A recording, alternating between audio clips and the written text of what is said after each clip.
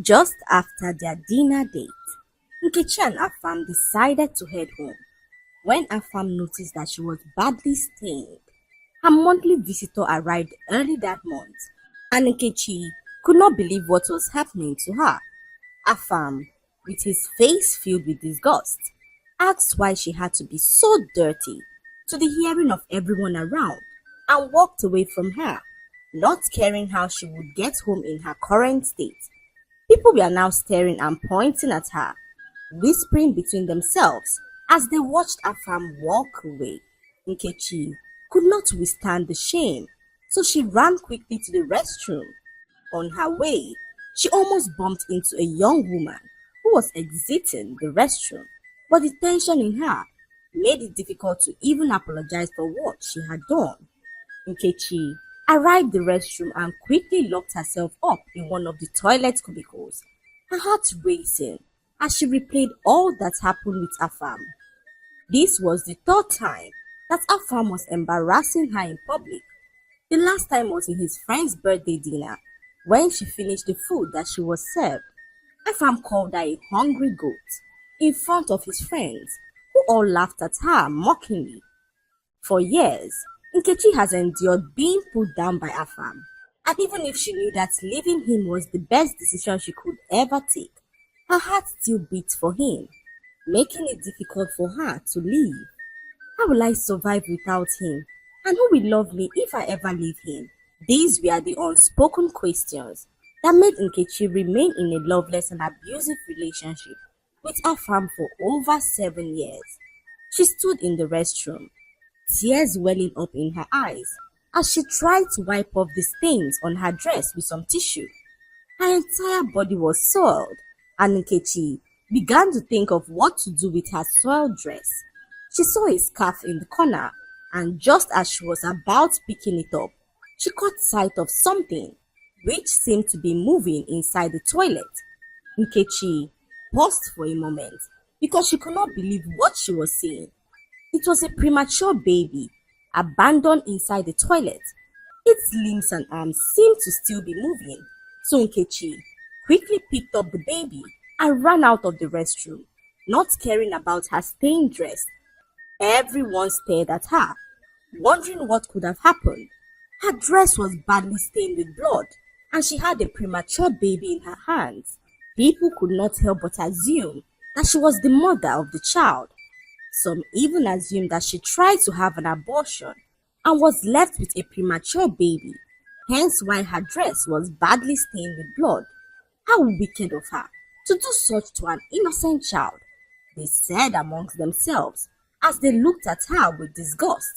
Nkechi, at this point, did not mind the stares, as all she was focused on was to save the life of the premature child. She arrived at the hospital, and the baby was still alive. The doctors and nurses quickly took charge of the child, doing all they could to keep her stable, and after several hours, they returned and informed Nkechi that the baby was now in a stable condition. However, the doctors needed to know how she came about the baby, and Nkechi narrated the entire story to them. All the doctors were stunned, as they never expected the baby to survive. They informed Nkechi that the baby was already 5 months old and might end up with several birth defects. The doctors went on to state that the baby would have to remain in the hospital for some months under close observation, and Nkechi urged the doctors to do whatever it takes to keep the child alive. Nkechi, despite hearing all this, was so delighted to know that she saved the child's life. She returned home that evening and met Afam, who was parked in front of her house, waiting. "Where have you been?" He screamed at her angrily, and Nkechi narrated the whole story to him. She informed him how she found a live baby in the toilet and how she had to rush the baby to the hospital before returning home. "So, you think I am so dumb?" he asked Nkechi, who could not understand the reason for his question. "You had a failed abortion, and you are here lying to me that you found the baby inside the toilet in the restaurant. Do I look like a child to you?" He asked Nkechi, who did all she could to convince Afam that the baby was not hers. But Afam already had his mind made up, accusing Nkechi of being a prostitute who was sleeping around with men whilst claiming to still be a virgin. In that moment, something snapped in Nkechi. She had endured Afam's insult for far too long, but now, after everything she had just gone through, Nkechi was ready to face whatever. I am done, she whispered, her voice trembling but firm. I'm done with you, Afam, she said again, looking Afam in the eyes without flinching. Afam's eyes widened, shocked at her defiance. What did you just say? He asked Nkechi, who repeated herself, this time even louder. I have wasted 7 years of my life, being humiliated, insulted, and treated like I'm nothing. But today, I realized something. Saving that baby made me feel more alive than I've ever felt with you. I won't waste another minute being humiliated and looked down by you. Afam stood there shocked. He was not used to seeing Nkechi stand up for herself and was convinced that she would regret her decision. You can't survive without me, he said to Nkechi, warning her never to come close to him again. Afam got into his car and drove off, convinced that Nkechi would come begging. Nkechi got into her house. She could not believe how relieved she felt to finally summon the courage to end her 7-year relationship with Afam. It was as if she had been in bondage for all these years and was finally free. All she could think about was the baby in the hospital, and Nkechi found herself praying to God to keep the baby alive. In the weeks that followed, Nkechi visited the hospital regularly, checking on the baby. The doctors were all amazed by the baby's strength and resilience. They all thought she would develop some birth defects, but she seemed to be growing just fine. Despite all odds, the little girl was improving day by day.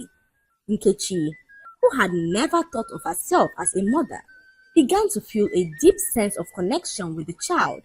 She could not explain it, but it was as if fate had brought them together. Eventually, the doctors asked if she would consider adopting the baby, as no one had come forward to claim her. Nkechi had her mind made up to care for the child if no one ever showed up for her. As the days went by, the baby was handed over to Nkechi, who took her home and began to care for her. Afam was home staring down at his phone. He could not believe that weeks had passed, and Nkechi never bothered to reach out to him as he anticipated. Afam could not believe that Nkechi was living just fine without him.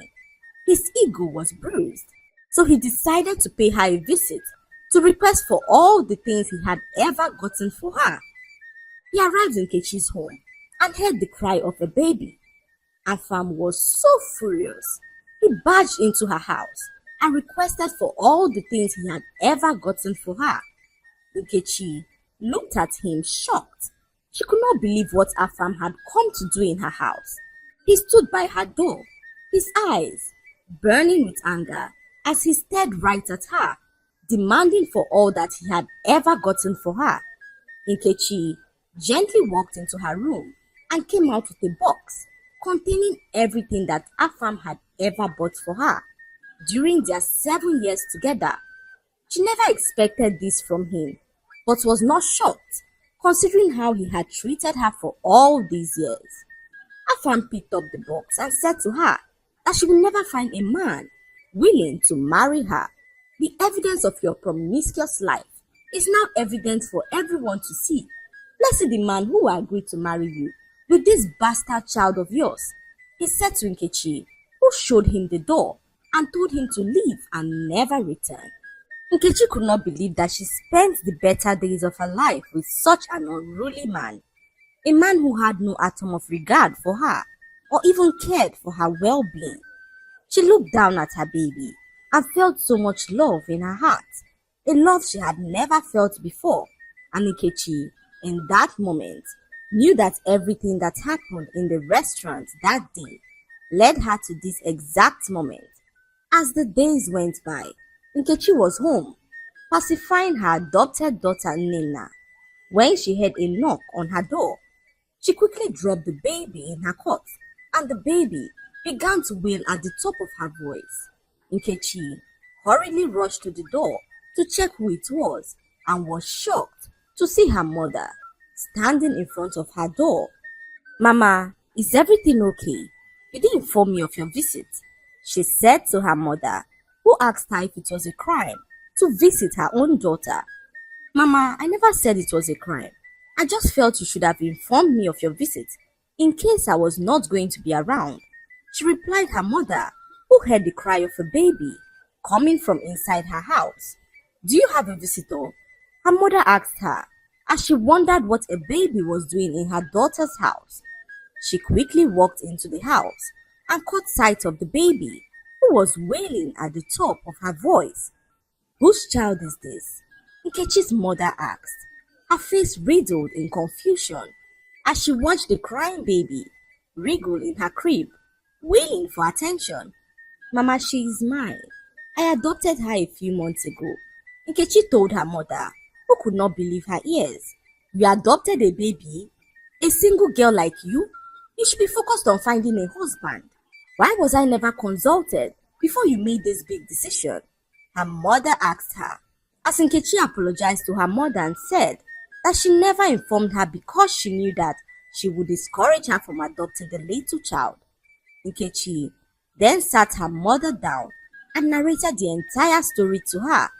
Her mother, after listening to the story, asked her why she had to be the one to adopt the baby when there are so many couples out there willing to adopt a child.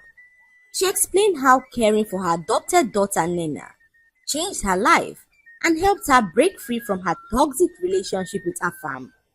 Her mother sat there quietly, absorbing everything that she was saying, her expression softening as the story unfolded. After a long pause, she finally spoke.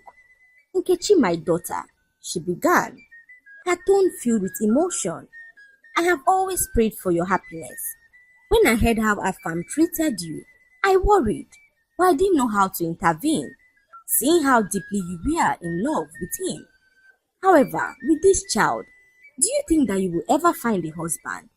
She asked Nkechi, who said to her that any man who loves her genuinely will not have a problem if she has a child or not. Nkechi was not bothered at all, knowing the joy that she derived having the baby in her life. She was willing to risk it all for her and didn't even know why. Her mother stood there as she watched Nkechi cuddle the baby in her arms. She was so worried that her only daughter would end up unmarried. No young man in his right sense would marry a woman with a child when there are thousands of women out there without children, she thought to herself as she pondered on what to do about it. One morning, as Nkechi rushed off to buy some items for her baby, she came across a handsome young man who piqued an interest in her. His name was Echezona, and he happened to live close to where she lived. Echezona offered to escort her home, and they both walked and talked for a few minutes till they arrived at her house.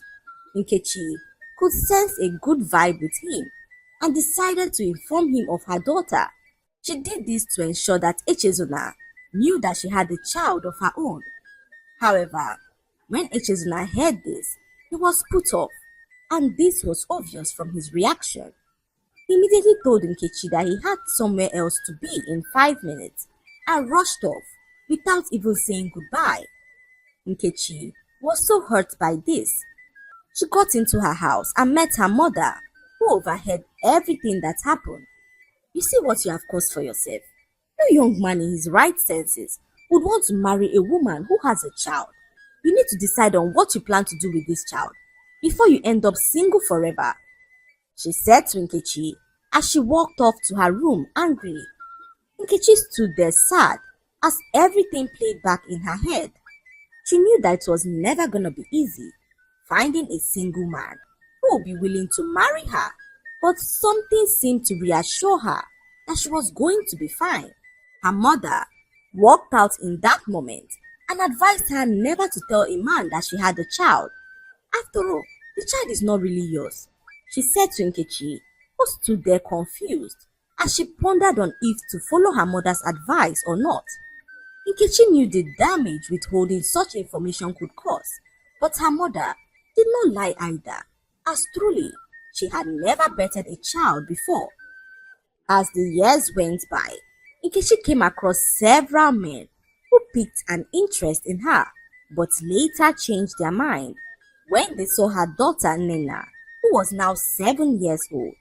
Her mother's prediction was now coming to pass, and as much as Nkechi tried to act as though everything was fine, deep down, she knew that she wanted to settle down and have children of her own. Her daughter Nena brought so much joy to her heart, but Nkechi was not getting any younger. She found herself craving the attention and companionship that a loving partner could bring, and yet, every time she allowed herself to love, her heart got broken by men who could not see past the fact that she had a child. It seemed as though her mother's words were haunting her, and Nkechi often wondered if she had made the right decision. One day, Nkechi was returning home with her daughter when a man stopped her and accused her of trying to kidnap his brother's daughter. "That's my brother's daughter right there," the strange man screamed as he yelled out, calling her a kidnapper. Before Nkechi knew what was happening, some angry mobs had surrounded her and began to beat her up. Nena did all she could to explain to the people that Nkechi was her mother, but no one seemed to listen to her. The strange man then called his brother on the phone, saying that he just saw his daughter with a strange woman, and his brother, who was home at the time, quickly rushed to the scene and met with them. He stood there stunned, unable to believe his eyes.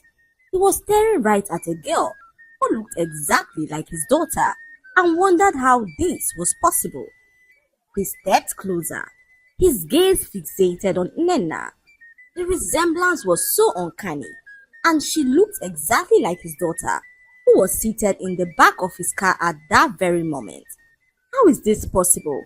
He asked himself, as Nkechi, who was already bruised and shaken from the attack, walked up to them to grab her daughter.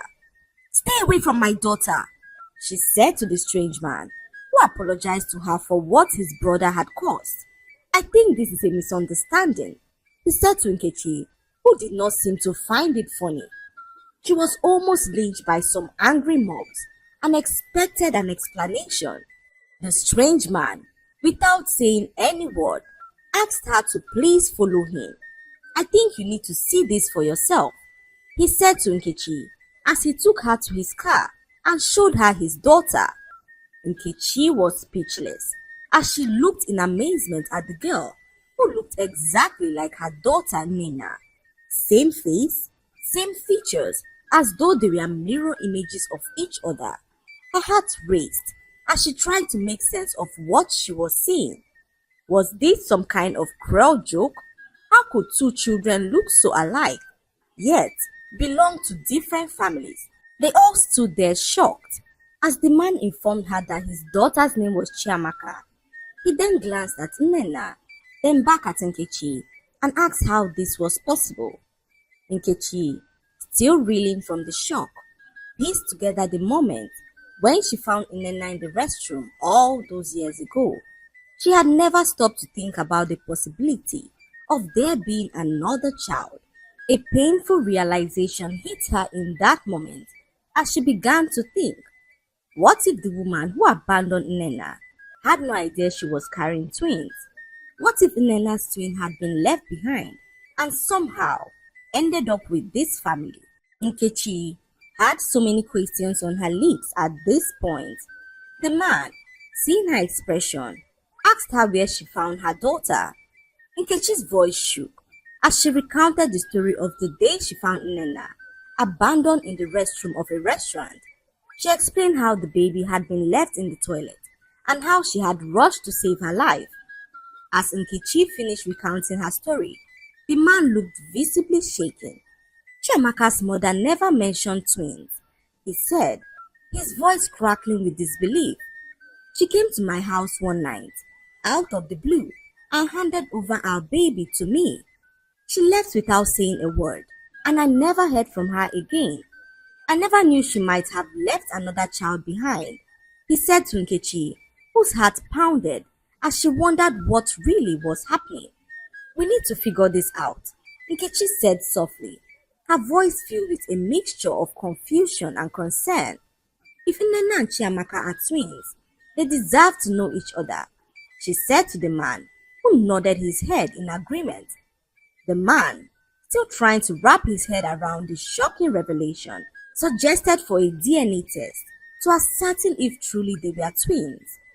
In the days that followed, Nkechi and the man who introduced himself as Chinedu met several times at the hospital, both overwhelmed by the emotional roller coaster that they both found themselves on. The wait for the test results seemed endless, but finally, after days of waiting, the truth was finally revealed. Nnenna and Chiamaka were identical twins, separated at birth. Nkechi felt a rush of emotions as the results sank in. She had raised Nnenna for so long, and now, knowing that she had a twin sister, a part of her feared that she might lose her. But at the same time, she knew how important it was for Nnenna to know her true family and have a connection with her sister. Chinedu too was overwhelmed with emotions. He had thought he was raising his daughter alone, never imagining that she had a twin, living just a few miles away. What they did not know was that the woman who abandoned the baby in the toilet tried to perform an illegal abortion on herself, not knowing that she was carrying twins. She succeeded in removing one baby, not knowing that a second baby was still inside of her. Months passed, and she realized that she was still pregnant. When she had a terrifying stomach pain and decided to visit the hospital, there she realized that she was in labor and about to give birth. Once the baby was born, she rushed to the baby's father's house and dropped the baby with him, knowing that she was not ready to mother a child. In the weeks that followed, Nkechi and Chinedu spent more time together, allowing Nnenna and Chiamaka to bond as sisters. The girls, despite the initial shock, began to form a strong connection. They laughed, played, and shared stories, marveling at how fate had brought them together after being apart for so long. As Nkechi and Chinedu watched the twins, they also got to know each other better. Chinedu appreciated Nkechi's selflessness, kindness, and how she had taken Nnenna in without hesitation. He was grateful for her role in saving his daughter's life and caring for her for all these years. One day, Chinedu invited Nkechi to meet his close friend Ugo, who was his fiance's elder brother. He was a very wealthy and influential man who heard about her story and wanted to meet with her. When Nkechi met Ugo, she was initially shy, but they quickly struck up a conversation. Ugo, intrigued by her gentle nature, found himself drawn to her. He admired how she had raised Nnenna and how she handled the complex situation of reuniting the twins. They began talking more, and over time, a deep bond formed between them. Ugo was different from anyone Nkechi had ever met. He treated her with respect, admiration, and genuine care. Slowly, Nkechi's heart, which had once been broken by Afam, began to heal. She found herself falling in love with Ugo, and he too fell deeply in love with her.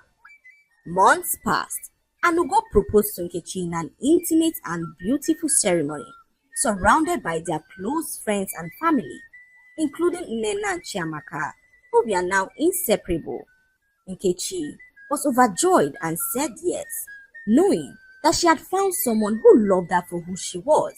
During the engagement party, Nkechi was glowing with happiness, her heart full of love and gratitude for the second chance at happiness she never thought she would have. As she walked around the venue, greeting their guests, her eyes fell on someone she never expected to see. It was Afam, who was sitting in the corner, looking so uncomfortable and out of place.